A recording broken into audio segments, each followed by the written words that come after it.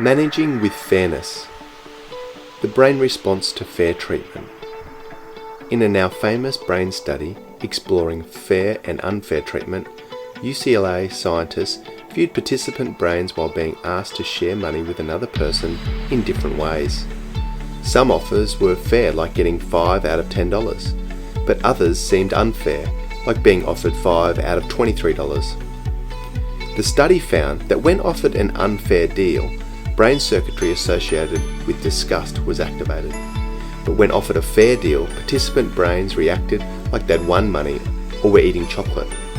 These findings suggest that throughout human history, the brain has become wired to treat fairness as a reward, probably because working together for the good of the group contributed to the survival of humans as a species. Perhaps this is the value of fairness that we experience today. What is organisational fairness? Organisational fairness refers to work where there is procedurally fair processes in reaching decisions. Information fairness, like maintaining confidentiality and keeping relevant people informed. And interpersonal fairness, like treating people with dignity and respect. In contrast, poor organisational fairness exists where there are inconsistent, unfair, discriminatory or inequitable decisions or application of policies and procedures. For example, failing to treat information sensitively, like sharing privileged information about a team member without permission, penalising workers for uncontrollable outcomes like poor sales despite inadequate resourcing of sales materials, failing to appropriately address underperformance, inappropriate behaviour or misconduct.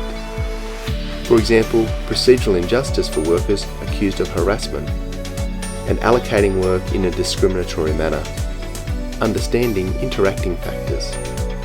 Finally, because fairness is such a core requirement for good psychosocial leadership, it typically has a powerful influence on other psychosocial work factors.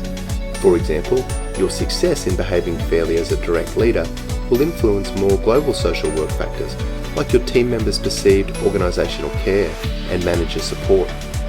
Your modelling of fairness will also positively influence your team's tendency to reach out to each other, as well as reducing the likelihood of inappropriate workplace behaviours. In the next video, we'll discuss ways you could help ensure your team feels like you treat them fairly. But before then, consider if you could reach decisions pertaining to your team more fairly in any way, and if so, how.